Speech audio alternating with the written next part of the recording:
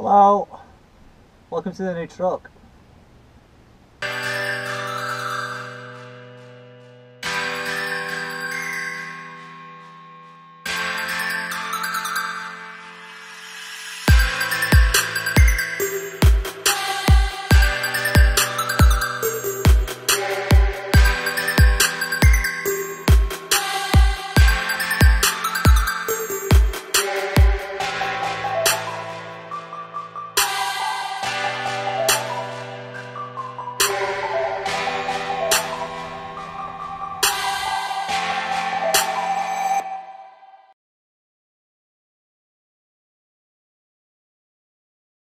Hi guys, as promised, eventually I've finally doing a video on the new wagon for you. I've had it for, well, I've driven it 3 times. It had 16 miles on the clock when I first got it. It's now got just under 1,000 miles on it. So it's probably going to be a bit of a geeky video this, so I'll probably go into depth and show you all the crap that comes with it. It's a lot bigger straight away. It's I can stand up in this one. I don't have to crouch down anymore. Bad back and all that stuff. So I'll give you a tour of it now. Well, I'm going to start off with the instrument cluster, speedo, whatever you want to call it. The difference between this one and the old one is this one's got an actual proper screen. The other one had a little LCD, but give you very basic information. As you can see, the dials are in the same place as they were last time. There's a few differences straight away. The fuel gauge and the AdBlue gauge are all together. So obviously the blue on the right, that's how much AdBlue I've got in the tanks. And obviously that needle points to how much diesel I've got in there. It says actually AdBlue on there as well. Temperature gauge on the other side, water temperature. Because this is an automatic, it will tell you what gear you've got it in.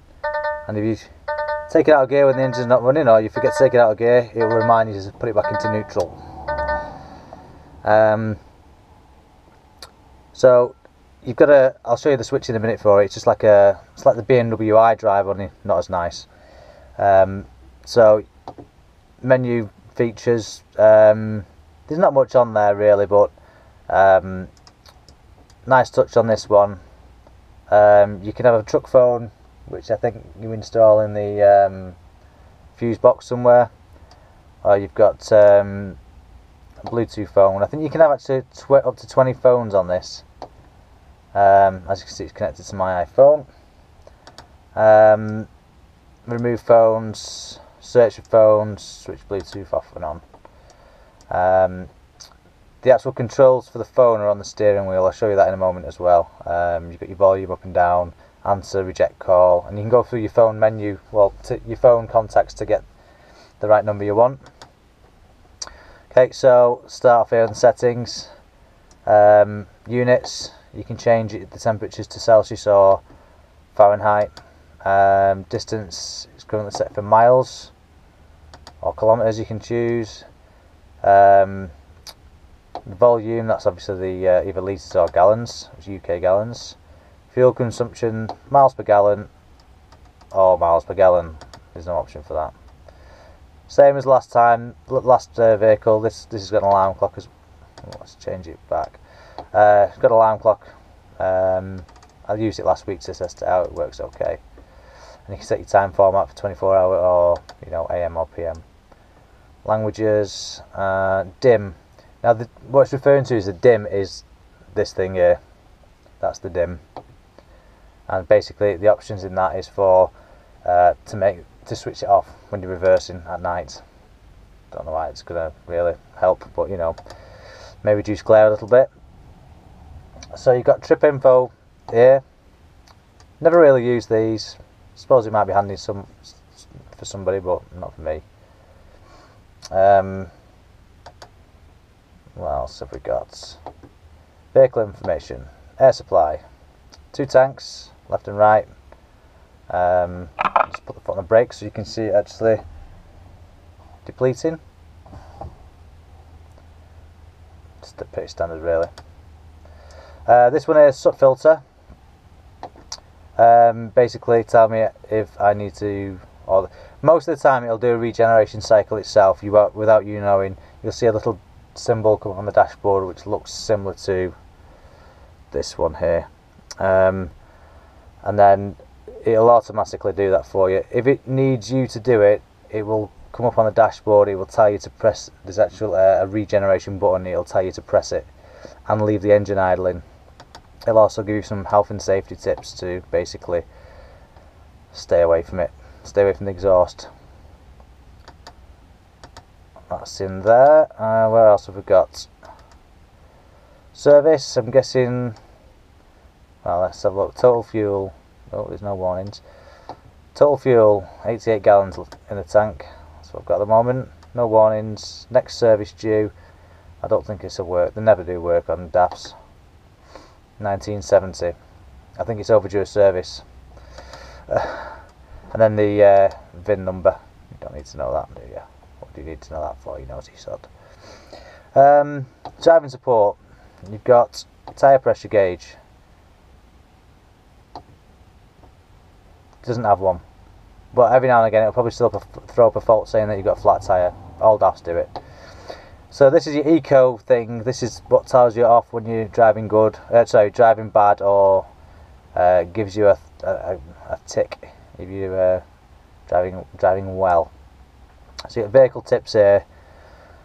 Pretty basic stuff.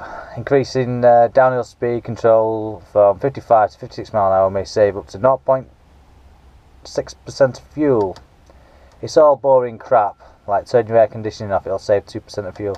All this is relevant to the people who own the vehicle. I would not turn the air conditioning off to save 2% of fuel. If I needed the air conditioning on, it would be staying on. Although this vehicle doesn't have air conditioning. Pretty basic stuff really. Tell you not to engine idle, tyre pressures and unnecessary braking. It's all stuff that you probably know anyway. Shift advice, well I don't need to, this is automatic.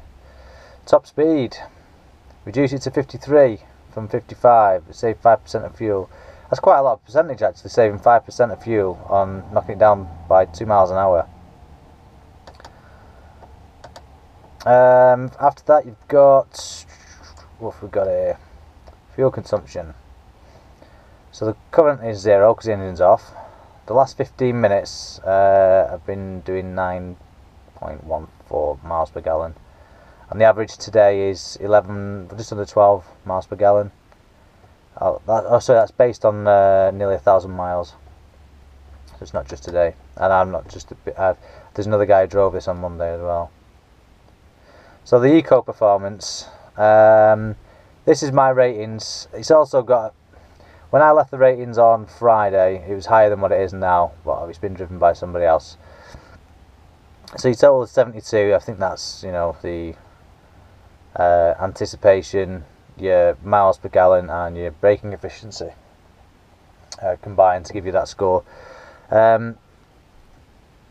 Anticipation one is, it's so easy to fool, and it also triggers bad readings when you've not done anything wrong. Say you lift off the accelerator and then you go on it again, it'll sometimes it'll come up with like 1 tick, or sometimes it'll come up with 5 ticks. There's no actual real sense to it.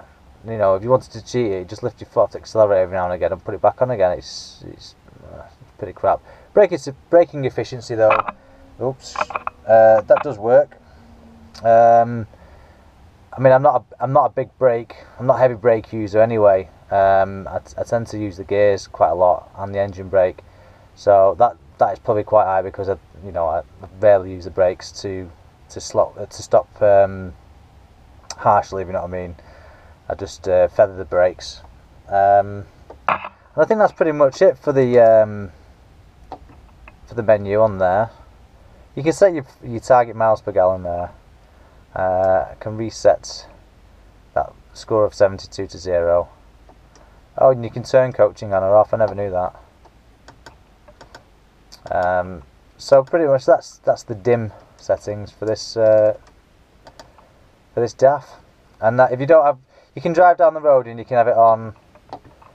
You can just leave it on that and it'll update and everything and show you there on the screen. or if you just don't want it on, it'll just show that green bar, and then if say you put cruise control on, engine brake on, it'll show you that down here. This symbol here is telling me that the vehicle's not level. I know it's not level because I'm on a slight downhill slope here, so I've lowered the rear suspension so the cab's a little bit more level for me. I don't want to roll out of bed. You've got your sound bits connected to the phone, and I've got 2 bars of signal. When the truck phone's on as well, it comes up underneath there, tells you it's connected. Apparently it's 29 degrees Celsius at the moment, but I can guarantee it's not 29 degrees Celsius. Standard clock time, total mileage with the vehicle, and that's what I've done today, 183 miles so far.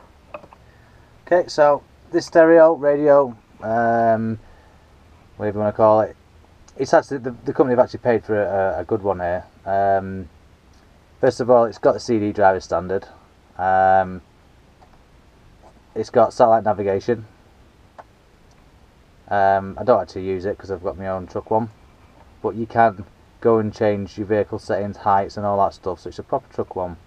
It's just that I don't use it. Let's go back. Oh, go into media. I can go onto my phone. That's what the last song I was listening to. That's connected via Bluetooth. If I press media again, I can say I've got a small iPod or something and I want to plug it in. I can just plug it in, and I'll show you that socket in a moment. Standard radio. It's not DAB, but I'm quite impressed that it's it's touchscreen as well, so you can just do whatever, play music and mess around with a map. That's probably it for that, really. Okay, this is the controls for the dim, or the dip, or whatever they call it, the screen on the dashboard. So it's just like the BMW one, turn, press, and then you get your return button there. I'll show you a couple of the buttons as well. Pretty standard controls there, nothing special. You've got recirculation there, you've got neutral drive, turtle, reverse and reverse turtle. Basically they just limit the revs so you can't go too fast. This one here is this is your what's it actually called? I'm not sure what it's actually called, but basically I think it's a hill start button. You better off just leaving that on all the time. What that will do is you stop on a hill and you've done your you've done your delivery or whatever.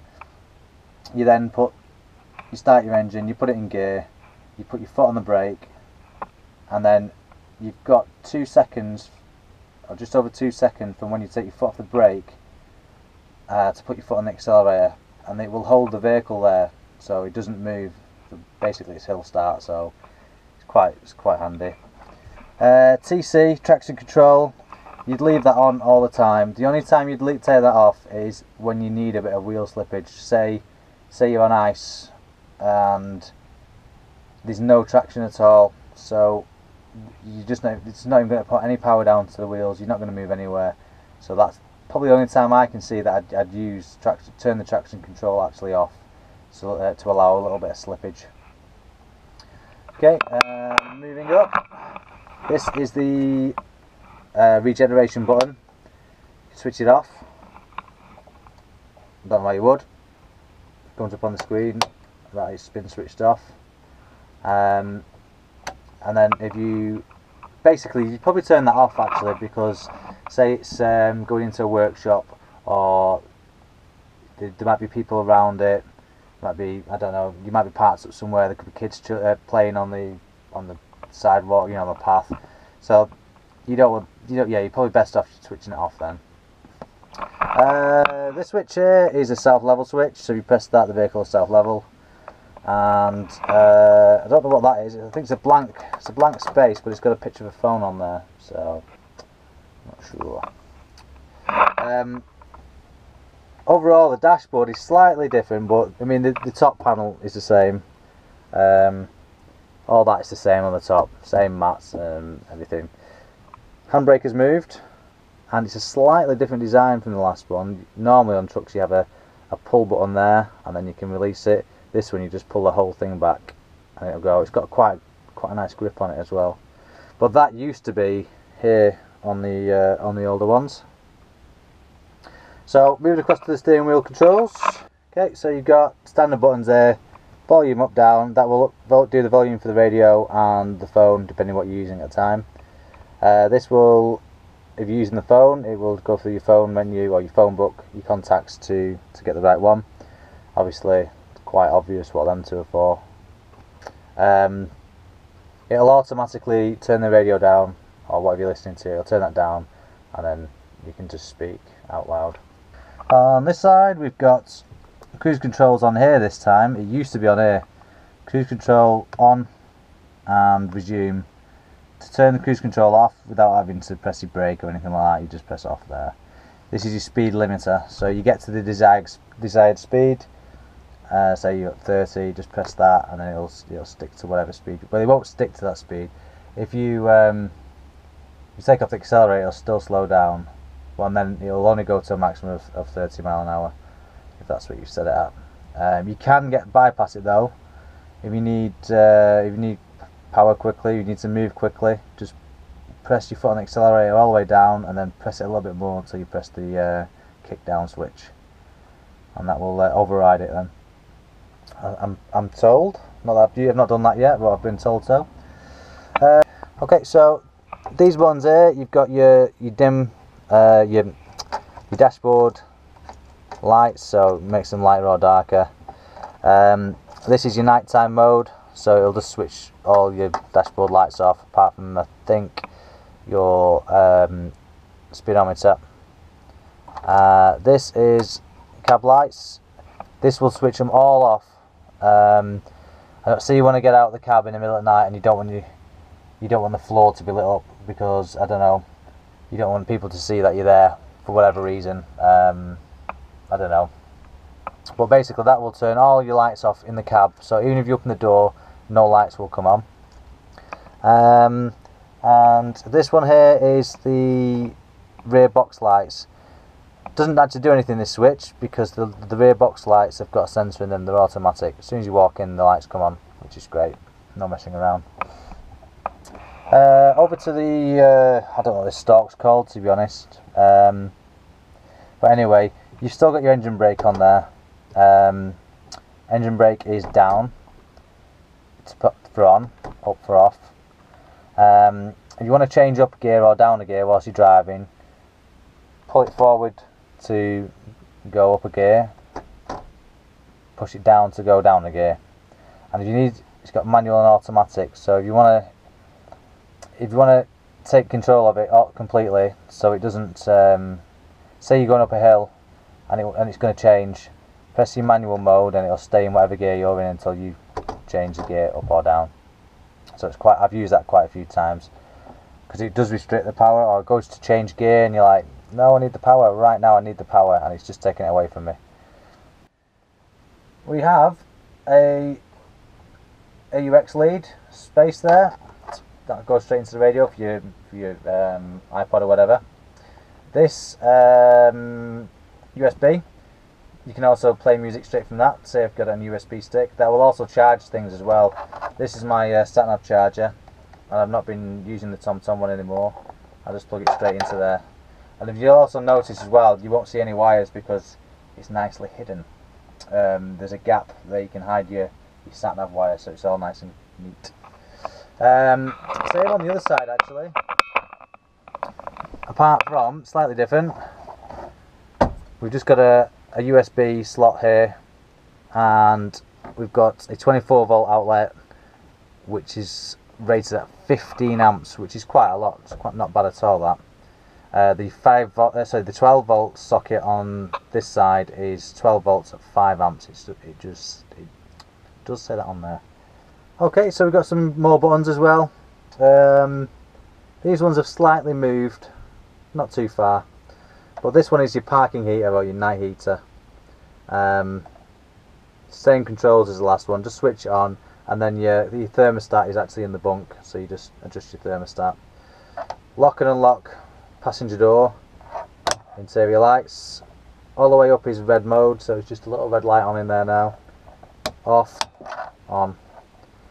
This one here is your reverse beeper. When it's switched, when the green light's on, basically it means your reverse beeper is switched off. What it will automatically do is, as soon as I put it in reverse, because the beeper is off, it will automatically put my warning hazard lights on. I don't think there's a reverse beeper on this wagon, so I've just left it like that so that the warning hazards come on. And then this switch here is the an extra light on the passenger side. It doesn't have a spotlight on the passenger side, just has another one of what's already up there. And that's it for buttons. I nearly forgot, actually, there's another button up here. This one is for my spotlight. This is the microphone for your hands-free tachograph machine, obviously, and this is your speaker where your telephone comes out of. I'm also going to fit a CB radio in here, so that'll be wired up to that as well. Well, as you can see, there's a lot of head height in here. I can actually stand up. The camera's just resting on top of a locker door at the moment. So this bunk is, I'd say it's probably got the same width, maybe a little bit wider than the last one. It's definitely thicker. They've paid for the extra thickness on this, definitely.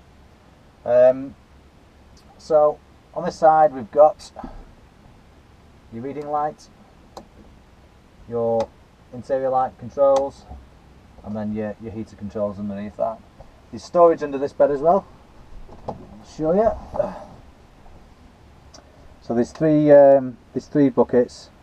A very large one there on this side. Very deep one, sorry. A large one on this side, and okay-ish one on that side. Obviously the bed is hinged to make it easier for you. The curtains are a lot nicer than the previous curtains. It seems a lot more spacious and lighter in here. The other one was a bit like a 1990s computer, like a beigey nicotine stained colour. So it is grey in here, but it's not too bad. It's got an armrest in the driver's seat this time. It's about time they did that, which is padded. Passenger seat one isn't padded, but you know, I don't have any passengers in here anyway, so I'm not too fussed about that. There's also the storage that the other vehicle had. It's still got that storage, like overhead bins. I'll show you those now, actually. Okay, forgive the shaky camera work. Straight away, this vehicle's smaller than the other vehicle. Well, the box height is slightly smaller. This is 13 feet tall, which is great because it means there's more bridges I can get under now. So you've still got the storage bins up here, one on this side. Don't really use them, don't need to. And then you'll notice that there's 3 storage lockers up there, and the sunroof. So I'll just move the camera over this side so you can actually see a bit better. Try and get a bit of spatial awareness. This camera is not great for that because it tends to like warp things and, you know, make things convex or whatever. So there we go. So these 3 bins up here, this one is for a microwave. Doesn't have a microwave in it at the moment though. It's just got my bag in there, but it's really deep. It does, you know, it's pretty deep. That it's pretty decent size. Probably fit a TV in there. One on this side. They don't have a light inside though, which I'm not too bad. I basically keep all my healthy safety stuff in here and cleaning stuff. High vis helmet, wipes, power inverters, winter coat, spare socks. And on this side, this is where I keep my food. So I've got today's food there. Also got toilet roll, some fruit, a couple of bottles of water, cans of food. What else have I got? I think I've got cereal in there, pot noodles as an emergency thing. And these are lockable, but I haven't got the key for them. I'll have to see if I can get the key. But I think the agency bloke we've got at the moment is quite a regular one, so he's probably got a bit more respect than a one-off one. So that pretty much concludes the cab tour. Driver's seat is the same as the last one. I can't stop it from bouncing, but I don't know why it doesn't have a button on there to stop it from bouncing. It really annoys me. And then I'll do a couple of shots from the outside, and I'll probably do that tomorrow when it's a bit more lighter, because I'm parked in a bit of a darkish place here. But there you go. This is a 2015 DAF CF 220. I presume the 220 is referring to BHP, possibly. Don't know. But there you go.